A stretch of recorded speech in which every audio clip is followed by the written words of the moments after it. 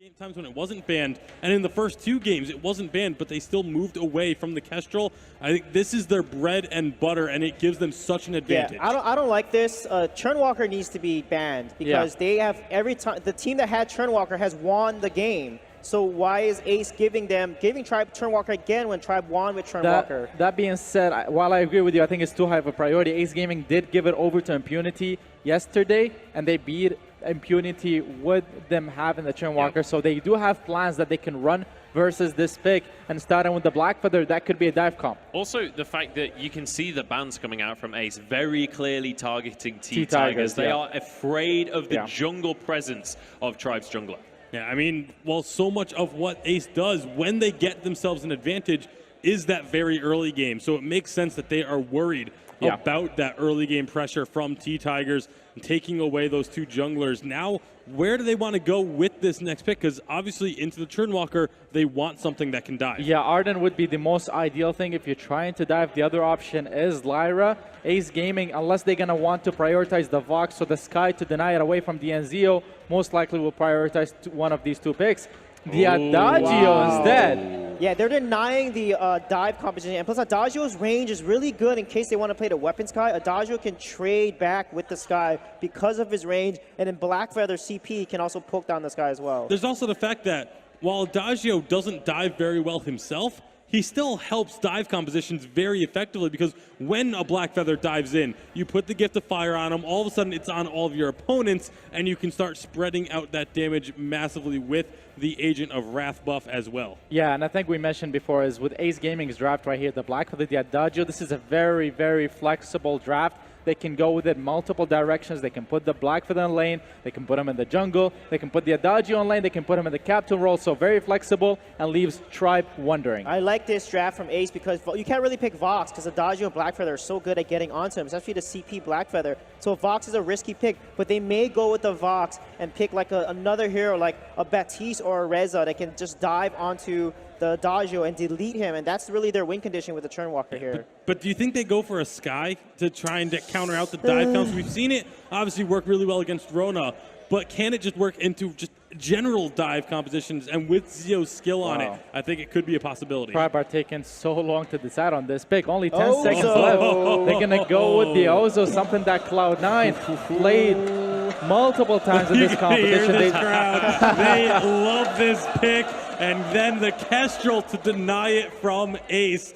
This is an incredible draft. Yeah, I like the Ozo pick with the Churnwalker. Works really well. It's just so much pressure early on in mid-game. You have so much damage, especially once the Aftershock is picked up by the Ozo. And then later on in the game, you have a lot of AoE damage that is also amplified and shared because of Churnwalker's passive. Yeah, I wonder now, is Ace going to take Arden or Grace here? Because Grace looks actually pretty solid for the Black Feather to dive, get onto that Kestrel, get the heal, get the Divine Intervention, the Echo Divine Intervention, and then Black Feather will be just impossible to kill at that point. And you saw T-Tiger's Black Feather do so well against Creation's Weapon Kestrel in the last game. I do like Arden a lot better than Grace right here, just because if you pick him up, you're able to provide the Vanguards to either Adagio and Black Feather, and later on with the Echo, you have multiple gauntlets that you can throw, and at that point, Ozo is dive strategy is a lot harder to execute because he will need multiple reflexes. Oh, it's a Vox. It's going to be the Adagio captain instead, and Vox heading up into the lane. We've already seen how strong Creation is when he gets that Vox under his play.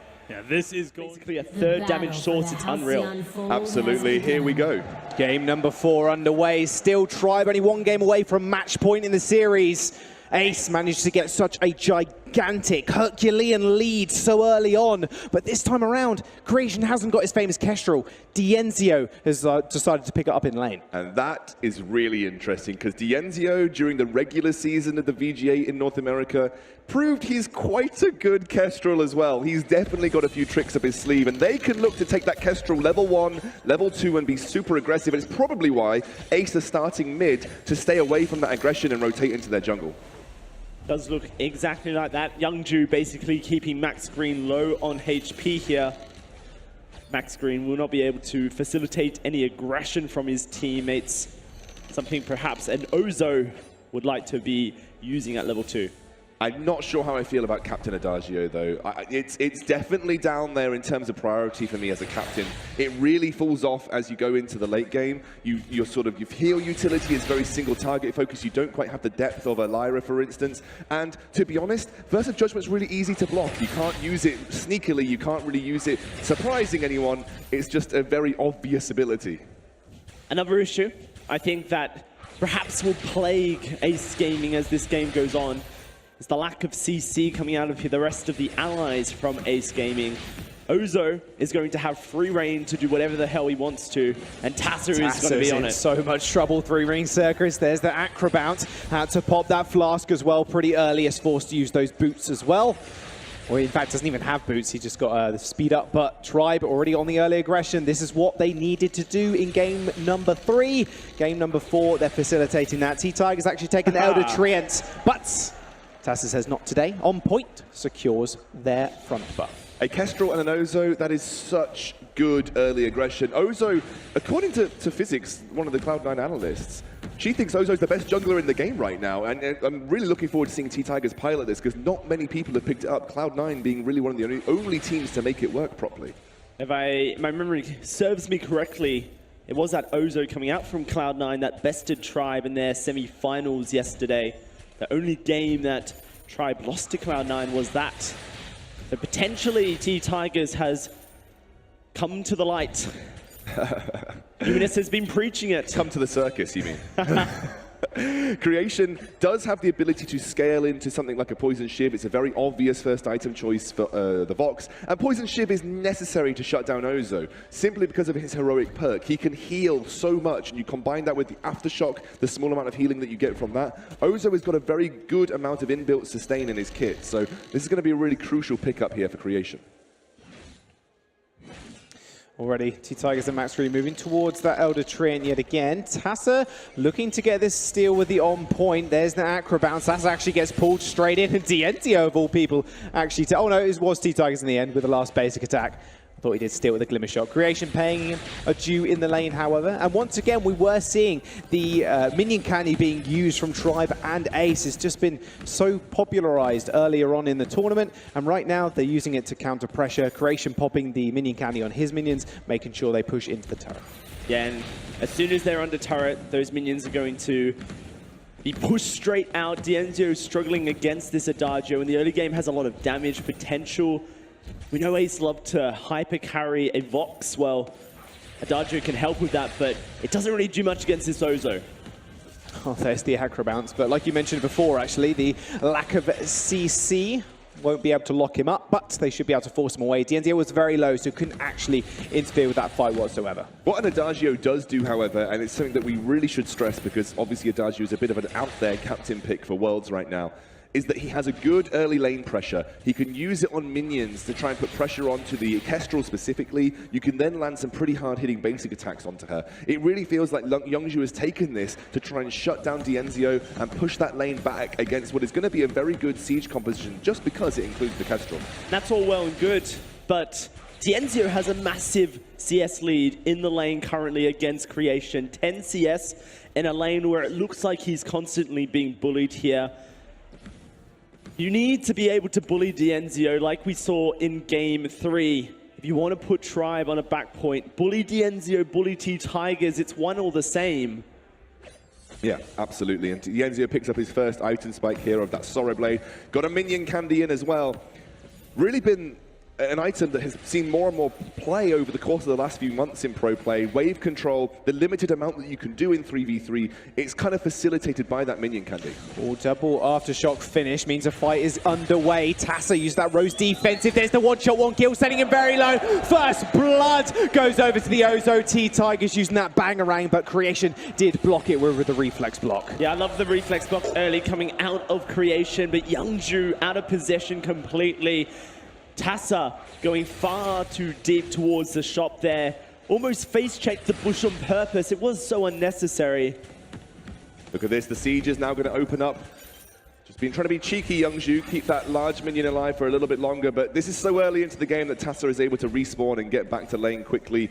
And then again, too much of a threat for Tribe to go all in on this turret. The early wave clear from Ace is good. You have the Adagio to apply a dot to the rest of the wave, and then Creation can use the Agent of Wrath to help empower his basic attacks to clear out very quickly. And what Ace want to do in the long run as well is make sure they can carry on the Korean dynasty that was Phoenix Armada. They want to prove to the world that Korea is the best region.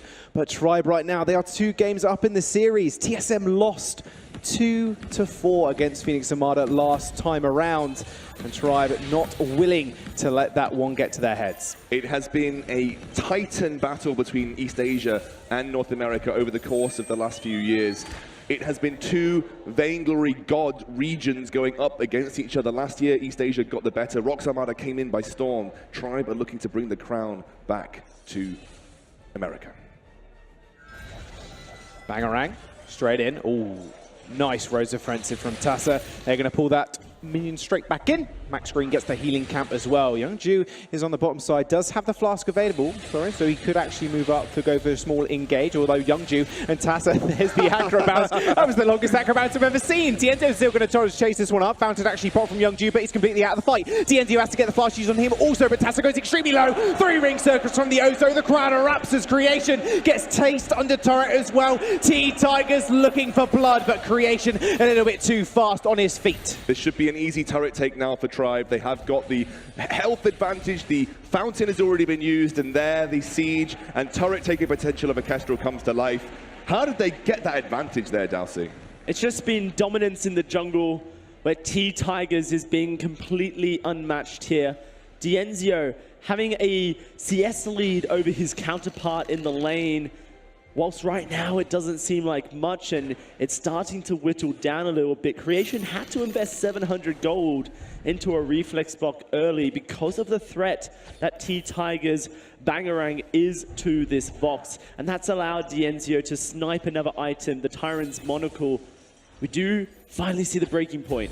It's the difference in builds that we're seeing between the Kestrels. Creation, a very much breaking point, basic attack, kiting build coming out. Dienzio looks like he's going for El Clasico, the double Tyrant's Monocle after the Sora Blade, the heavy hitting damage, slightly worse on this current update than it was previously, but you do pierce a lot of armor with Glimmer Shot. That was the trade-off. Glimmer Shot used to be more powerful, but now it's more armor piercing. Hit level 6 on our captains. Trespass, Verse of Judgment. Massive ultimates have been completed. However, Max Green has a Crucible, which means that Verse of Judgment, which you already mentioned, Scoundrel, is so telegraphed, should be easily blocked by Tribe's captain. When you look at the items in Youngju's camp, there is no Crucible yet. He's going to finish it up right now. There we go. One shot, one kill onto TAKA. One chain does land from Max Green. They're going to roll straight in. Trespass is going to get blocked by the Crucible. He only recently just bought a wait for it. Will silence all 3 members, but Max Green pops the Crucible at the perfect time. They're going to go straight back in, but T-Tigers, his ultimate's going to get blocked. A Bangarang in a 3-man circus isn't quite enough to heal him. They find their first kill on the board, actually make that 2 as T-Tigers and Max Green fall, and the gold miner is the next on the menu for Ace. That was a really, really weird engage from Tribe right there. T-Tigers jumped straight in, and they had so much to kite back from. Creation wasn't getting focused. Let's take a look at the replay. Ace just so good at kiting back here, and with T-Tigers being on the front line, soaking up so much damage, the resonance bounces allow Creation to stack up that breaking point, and it's that difference in item build that we see between the 2 Kestrels, where Creation in a team fight like this would have been stacking up a breaking point as well. A sustained fight may have favored the Kestrel, but a 2-item build on Vox, this Poison Shiv and Breaking Point, provides so much power early on. You saw Poison Shiv shut down Ozo in that last team fight. He had almost no sustain because of those mortal wounds. It is such a massive dent in Ozo's kit, and that's why Poison Shiv has been classically a really good item at shutting Ozo down in general. What I think was the real problem was they put all of their eggs in the TAKA basket in that fight. They dove on the TAKA, and he was able to use that Rose offensive to get out pretty much for free, on point, slowing everyone down, and honestly, Creation was untouched. Creation needs to be that target that you aim to blow up, and Tribe just didn't quite find that right there. Well, this plays into Tribe's strategy, the way they like to play around Dienzio up in that lane. They send T-Tigers in, they throw him in, Max Green can follow him up, and then Dienzio can sit back, rain those glimmer shots down with the double monocle build, which he's facing up here. But the problem is, if Ace are able to fight back, which you mentioned a second ago, Dazzy, which is something they're so good at doing, they can then re-engage as soon as T-Tigers has blown all his cooldowns. And whilst Dazio hasn't really been the premier healing captain for quite some time, he does heal up and he does provide Agent of Wrath for extra damage. Turret ends up falling though, versus Judgment is going to come down, it's going to get blocked. Max Green could use the Crucible, Bangarang straight in, Fountain to keep both teams alive, but Creation and TAKA managed to find the first kill on T-Tigers. Dienzio's going to fall as well, and Max Green is running for the hills. This is the problem with this build from Dienzio. You are so static when casting these glimmer shots that you can get dove so easily. Both Vox and Blackfeather are so good at diving a target, and they have instantly turned on Dienzio when he has shown his face in these teamfights. And what this very peculiar Captain Adagio pick, it's really the first time we've seen it come out in this tournament. It allows her Creation to be able to build double defensive on a Vox. Often, especially over in Europe, we see a very forced build of double Tyrant's Monocle with a Poison Shiv and a Breaking Point, so you can charge down the Kestrel and try and take her out as quickly as possible. When you give that Agent of Wrath over to the Vox, it gives him extra damage coming out. Creation can be a little bit more tankier and withstand the storm. Interestingly enough, I actually think the Captain Adagio, I kind of see why it's coming into play now. Gift of Fire is a really good way of applying a slow that consistently applies some damage to a target. That slow, and combined with the Agent of Wrath that you can give over to a target, means that you can actually chase down a squishy target that much more easily. You apply the Gift of Fire to Dienzio, you allow TAKA to do the rest of the work. It's very easy to chase down a target when you have that applied. Well, Ace want to move into this gold miner. They picked up a couple of infusions here as well. If they can get Creation rolling on these breaking points, they might just be able to turn the fight fairly easily. There's the Water Reds in, they're going to pop it, but it's going to get taken by Dienzio. Versus Judgment comes down, but they've already killed the Ozo. T-Tigers was the target, and they managed to execute him. And Max Green, wrong place, wrong time, wrong side of the map, and TAKA will take a double kill. And I want to talk about how young the Tribe Gaming roster is. They're a team of such star power. Max Green and Dienzio have shown time and time again they can be relied upon to be the flashy, dominant play. But when they're on the back foot, that's when that youngness, that lack of maturity and experience can sometimes get the better of you here. Ace, they're so sure of themselves, and they understand that a game is just a game in a best of 7. It is just that one piece of a massive journey towards winning a world championship. But Tribe, they have not been here yet. That damage is disgusting. TAKA just dives straight in, but actually gets stunned up by the active camo stun there. One shot, one kill. Youngju just walks into it, no worries. TAKA was ready to bloody block that for you as well. Creation, he's going to have to be fairly careful as Max Green was fishing for a hook, but no catch of the day just yet. Yeah, T-Tiger's now in a position where you haven't snowballed the jungle as hard as you would have wanted to as an Ozo, and Ozo definitely starts to fall off as the game goes on. He doesn't have the same impact that a CP Blackfeather would have in these team fights.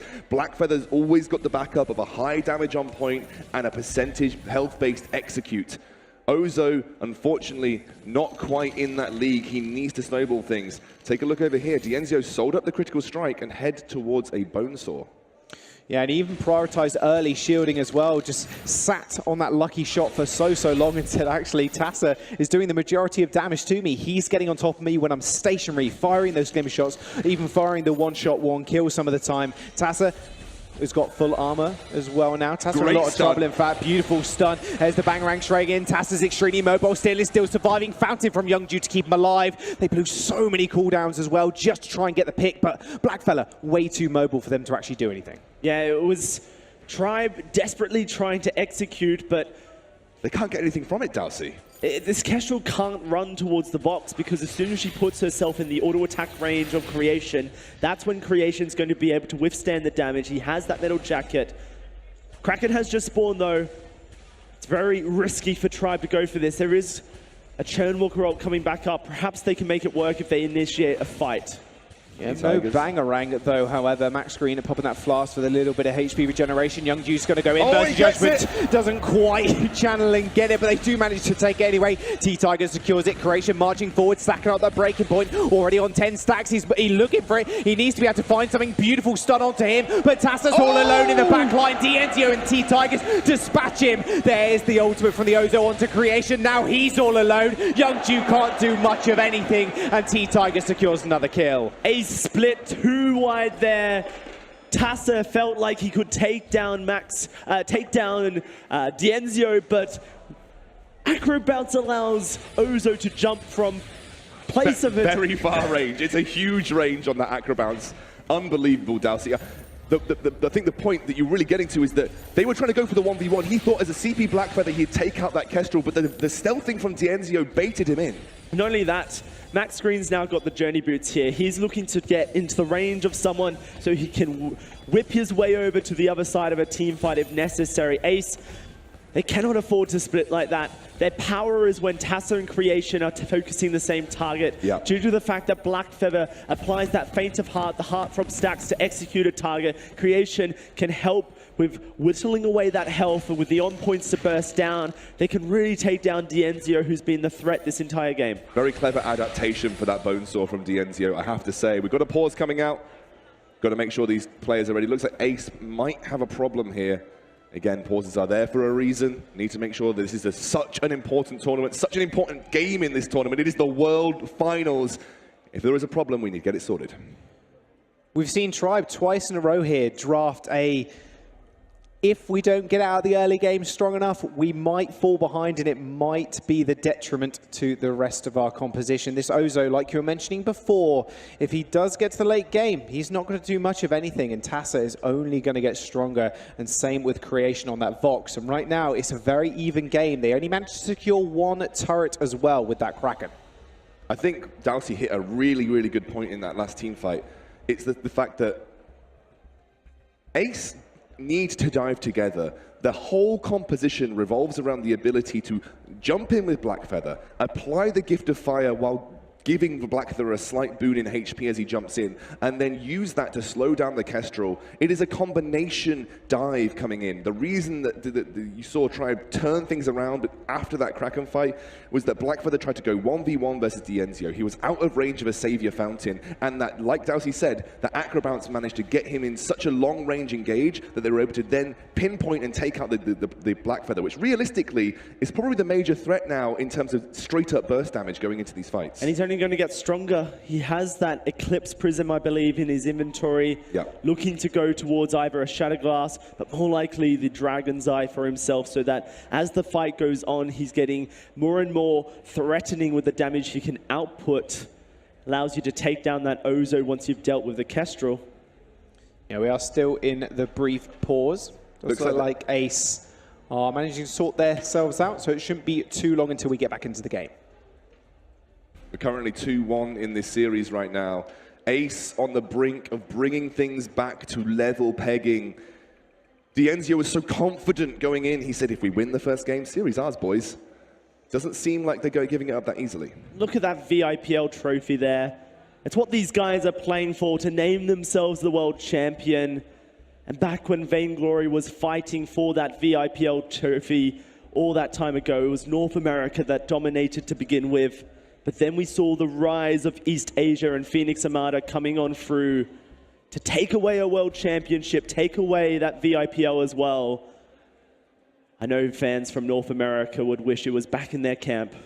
Yeah, there was a Flash X last Worlds as well. It wasn't NA versus EA. It was NA versus Phoenix Armada.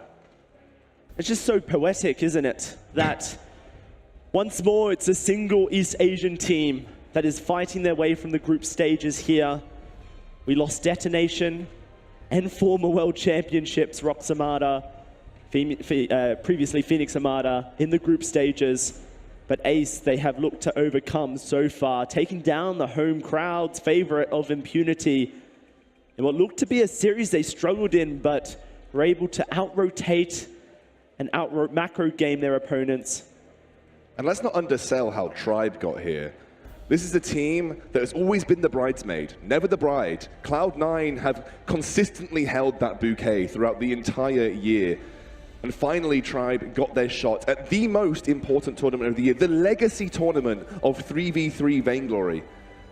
And they could potentially seal themselves in history as the second official Vainglory World Champions. Obviously, VIPL counted before, but this is the second official Vainglory Championship, and they could be the champions. Yeah, and last time Tribe and Cloud9 played on such a big stage was at the Unified Champions over in LA, and Cloud9 took them 3-1. This time Tribe took them 3-1 in the semifinals, landing them where they are right now in the finals against Ace Gaming. Now, after Immortals, Dienzio's former organization, dropped into the Challenger Series in spring after losing to G2 at the Unified Western Live Championships in London in spring. It was a revamp, a reshuffle, and a new goal. They had to win a World Championship. They said, we're back here. We'll have to see if that goal can come through. Yeah, we are straight back into the game. Tribe had to do a little resetting there after T-Tigers did end up falling over. That Kraken did only take one turret, mind you. So if we look where Dienzio chooses to go, he is going for a fourth offensive item here. Not too worried about that damage coming out from Vox. Maybe a tornado trigger. That would be the one that really brings in a basic attack focused style of gameplay from a Kestrel, which is usually so focused on glimmer shots. Be very interesting to see if he does go towards that. It will really decide whether or not Tribe wants to kind of play to what Ace Gaming have been producing so far in this game, the mini meta of a series. Be more typical that a monocle would come through. I just have that sneaking suspicion. Look at that damage. There's the trespass going to get blocked. Ward treads defensively used by Youngju. There's the Versa Judgment. It's going to get blocked as well, but they're going to jump straight on Creation. Oh! Bangarang into the stun. 3-ring circus to pick up the kill. Acro bounce on top of TAKA. Youngju's really low as well. Dienzio's just going to be able to cut him down. This very well could be the ace for Tribe. One shot, one kill goes wide, but it doesn't matter. T-Tigers might just be able to find it. There's the final Acro bounce. He trades one apiece, but Tribe still get the ace. Look at the difference when Tribe focused down the Vox instead of going for the Black Feather. Much easier target as the turret opening to the base falls, and they are going to look to potentially take the Kraken on respawn. It might be there pretty soon. Let's have a look at this replay. Creation just got singled out right here. Far too forward in the team fight. Jumps forward onto max screen. Great blocks, but it just wasn't enough to be able to survive. And that burst of judgment, we've criticized how easily it is to dodge out. Not only that, it renders Youngju useless throughout a team fight. He's not able to do anything to keep Creation alive. And when Creation is dead, there's no hope for Ace. He channeled the burst of judgment. He put himself out of Gift of Fire range. He wasn't able to back up a Vox that was so direly in need of trouble, in need of saving rather. And again, like you said, that is just such an easy ability to Crucible. The Kraken has been unleashed for Tribe with just 2 turrets remaining. Oh, there's the trespassing. Creation is going to get focused down. There's the Versa Judgment left all alone. Big silence comes out from the Vox, stopping T-Tigers' damage for the time being. Dead. But he's still going to go down. Dienzio left completely alone. Will actually just go down anyway as TAKA just cuts him through. A 2-on-2 is T-Tigers marching forward. They're going to focus Youngju. A bang, an acro bounce straight on top of him. A 3-ring circus finishes off the kill. TAKA gets yanked back in. And another acro bounce. The sustain coming out of T-Tigers is way too much for TAKA to deal with. Max screen ends up falling, however. That Kraken still marching on Ace's base, but T-Tigers finds the ace. That is what happens with an Ozo when there is no poison shiv to deal with him. He's going for the win right now. He's going to push with Kraken. Another turret down. T-Tigers looking to end the game, but Creation is alive. He needs to be able to kill him. The Mortal Wound will stop the healing for the time being, but he still needs to deal with the Kraken. I don't think there's any way he's going to be able to do it unless Youngju can make it there in time. This could be match point for Tribe. Kraken's just going to knock down the base, so but he's so close. Creation, TAKA, Youngju, they're all alive. Kraken needs a couple more hits. Ace Gaming, this is their thread, their lifeline, but Tribe are just going to take it to match point. That is a hard break for Ace Gaming. It felt like they had figured out Tribe, But it all fell apart so quickly, and Tribe turned it on its head there, focusing down Creation so well with their focus. Young Jews, Burst of Judgment's not really having any impact. Exactly. It was great to have an Adagio when you're the team doing the diving. As soon as it was Tribe making the engage, as soon as Tribe realized that Vox had to be the immediate focus, it turned these team fights.